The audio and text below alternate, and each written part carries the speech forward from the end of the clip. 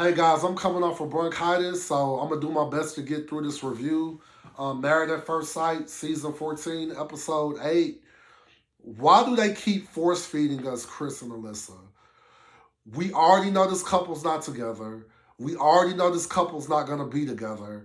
Their whole segment is essentially them trying to place the blame on each other on why this relationship did not work.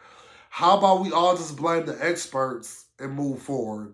Not interested in seeing them anymore. Not interested in talking about them anymore. Hopefully, we see less and less of them as the season progresses. Steve annoyed. Steve is willing to do anything to make his wife feel more financially stable other than get a job.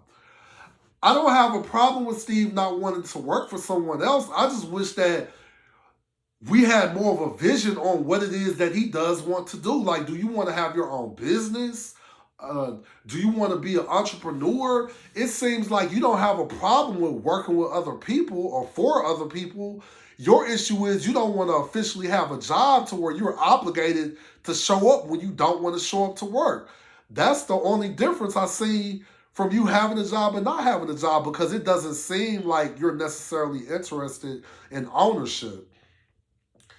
I don't see him changing his lifestyle or what he perceives his lifestyle is for Noy. I don't think he likes her enough. I think he wants to get with a woman that will fall more in line with traveling and being a free spirit versus being in a relationship to where he's going to have to be more restrained and confined with his work life and essentially his lifestyle. Noy, they advertised her background as she came from a humble beginning, that she came from a poor background. But Noy is coming off like a spoiled brat the more this season progresses. Did we finally see Noisy this episode? Was that Noisy in the kitchen? Because even if it was Noisy, I was disappointed because she did not express herself at all. She wasn't noisy at all. She essentially packed her bags and left over what? Overcooked noodles? From Steve's perspective, he had been cooking all week. So I think he was just upset that he felt like his wife was not considerate of him eating of his situation, and she was more concerned about herself, and she could care less if his food was burning or not. And instead of her being mature enough to sit there and have a conversation with him, once she was called out on something that he felt like she did wrong, she was not emotionally able to confront that. She literally had to run away from the situation, and she disliked being called out so much that she was willing to end a relationship. She was essentially done with this man. Now, how we go from having 3 kids to wanting a divorce over overcooked noodles, I have no idea. But when you meet somebody, what, 2, 3 weeks ago, and you claim you're in love, these are the results that you get, because in reality, you don't know this person at all. You don't have any obligation, any commitment to this person at all, other than 3 people told you that y'all were meant to be together. And these 3 people's track record, meaning the experts, are not a good record to where you should have faith in these people like that. I don't look, man. I don't really like them as a couple, in the sense that, again, Steve still shouldn't have been picked for this process because he's not willing to have a job. I don't think it's fair to place a woman in that situation to where she feels like she doesn't know if her husband can provide for her. Now, I would think that Steve has enough money. Obviously, he's making enough money to keep an apartment, to travel. He's doing a lot more things than somebody that has a 9 to 5 is doing. I don't know if he showed Noy his bank accounts, but whatever bank statement she saw, whatever savings account she saw, girl, she still feel like she in danger, because it is not enough for her to feel like this man doesn't need to have a job. I don't see either one of them compromising on that, so I don't see this relationship working. And the fact that she's asking him to compromise his lifestyle, and she's not even willing to compromise taking noodles off a stove, I don't see him taking that jump to commit to a job when he doesn't want to. What else? let's go with Katina and Olajuwon. So now it's starting to make more sense. So it's revealed in this episode that Olajuwon has never dated a black woman before. Now he claims that no black women are attracted to him. Either you are so uninterested in black women that you don't notice that they're interested in you, or you're not interested in black women to pursue them. I mean, if you're not attracted to black women, that's fine. I mean, that's your right to feel like that. My thing is, it seems like Olajuwon was not forthcoming when he filled out this application, because Pastor Kyle said that he did not make cooking a big issue like it is now as to when he filled out this application to apply to be on the show. The same thing with his preference in women. He was so desperate to be on this show, he did not disclose that he might not be attracted to black women, that he's never dated a black woman. So I'm starting to question what Olajuwon's motives were to be on this show. Did you just want to be seen? Katina seems like a nice chick. The fact that she got defensive over her friend asking questions about Olajuwon, it makes me feel like she does like him. But Katina is not putting all the dots together. You know that this man has never been with a black woman before romantically, but you're not putting the pieces together that you're a black woman and he does not want to be intimate with you. Now, we can give Olajuwon the benefit of a doubt and say that he does want to get to know this woman emotionally before he gets physical with her, and he wants to make sure the relationship works. It's hard to give him the benefit of a doubt with that, because that is not his reputation. That's not his MO. If he feels a spark physically, Olajuwon has been known to pursue that spark. And you've done everything with this woman except be physical with her. So I can only help but think that you are not physically interested in her. That it's an obstacle that you have to get over for whatever reason to want to be with this woman. Again, I like Katina.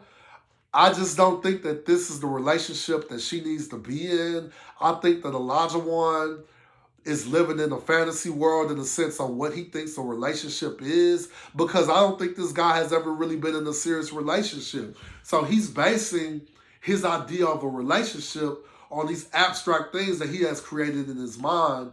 And again, it's not reality. He has nothing to base his reality on because he's never lived a real relationship before. He's been going from strip club to strip club, from woman to woman, and that's all he knows. So even with the cooking and stuff like that, I just don't think it's going to work, but I guess we'll see. That's the only thing I can think about them. Huge red flag that he's never been romantic with a black woman, just for the simple fact that she's a black woman. So, yeah, that could definitely be an obstacle in the future. Michael and Jasmina, they're trying to start a fresh leaf. They look like they will make really good friends. I still don't see them being in a romantic, intimate relationship with each other. Michael sat down with his sister, told her some of the issues, girl. She didn't tell you the whole truth, because the issue isn't that they're both stubborn. The issue isn't that they both can't admit they're wrong. The issue is that Michael be lying. You lied about women being in your house. You lied about being so socially awkward that you didn't think to tell her that you live with women, even when it was a subject of conversation. And not only that, but according to Jasmina, you get real disrespectful when these cameras ain't around. So those are the real issues to me. I just don't, again, they seem like they're really good friends. I don't see the romantic connection yet. But the good thing about them is that since they more than likely have not been intimate with each other, they still have things to build on and get to, versus some of the other couples who have already been there and they have nothing else to hold on to because they're already at the top and they don't have a foundation to stand on. We'll see where Michael and Jasmina go. Again, I still don't see them making it as a couple, but time will tell. Mark and Lindsay. Mark thinks Lindsay is a walking embarrassment. He's embarrassed by the way she talks. He's embarrassed by the way she moves. He's embarrassed about essentially everything about this woman. As far as the altercation she got into with Katina, look, man, I know a lot of people don't like Lindsay, but I feel like if I had a statement I was making, if I had an opinion, and the person across from me was rolling their eyes and making faces and shit, I would probably be like, yeah, what the fuck is your problem too? So I kind of didn't like some of these battles, man. You gotta let your wife have her own battles, man. You already know that your wife has a history with this woman. You seen this woman was making faces to your wife which were disrespectful. You don't have to shut down your wife and undercut your wife in front of everybody every time she does something that you think is awkward and that you don't agree with. Now, Lindsay, she does need to learn to control her mouth. She does need to learn to pull it back. But I have to get on Mark in the sense that you have to show a united front in front of with your wife sometimes. And I feel like in that situation, Katina was asking for that. She wanted it to be known that she did not like Lindsay. She didn't care about what she had to say. So I didn't see nothing wrong with Lindsay giving some of that back to her. With that being said, I do not like how every time Mark and Lindsay gets into it, her first reaction is to humiliate him, degrade him, put him down. Girl, she was bringing up salaries. She was bringing up penis size. We almost got a vanilla sex comment, but this was worse in the sense that she ain't even getting pleased by the vanilla sex. So, according to Lindsay, she's unsatisfied with every aspect of this relationship. Why would you be with somebody, as in Mark, that you feel like you're embarrassed by? Why would you force a relationship like that to work? So, I don't see this relationship working. I think that Lindsay is overbearing. I think that she's very crude. I think that she's tasteless.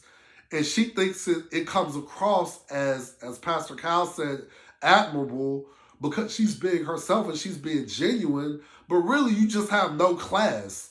And I don't think that's something to be proud of. Is it another couple I'm forgetting about? I don't think so. It's not, to me, it wasn't really a lot that happened this episode, but more of the couple's characters are getting exposed. Like, Noy seems like a very selfish person. She feels like a very entitled person. And if she doesn't get what she wants, she has no problem with dismissing somebody and leaving. Whether it's the 3 children, whether it's criticism, whether it's Steve getting a job, she'll walk away instantly. So I just don't see them being mature enough to be in a committed relationship. I still see Mark and Jasmine as friends. I still don't trust Elijah One in the sense that I don't know what his true intentions are being on the show. And I just don't think that this guy, the most he was willing to do was get a haircut. That's the only commitment that he has shown to this relationship. But as far as everything else, it's all about what he wants. We still haven't been getting what Katina wants. Chris and Alyssa, it's over. That's all I really got to say about this episode. You guys let me know what you thought. I hope you guys enjoy the rest of your day.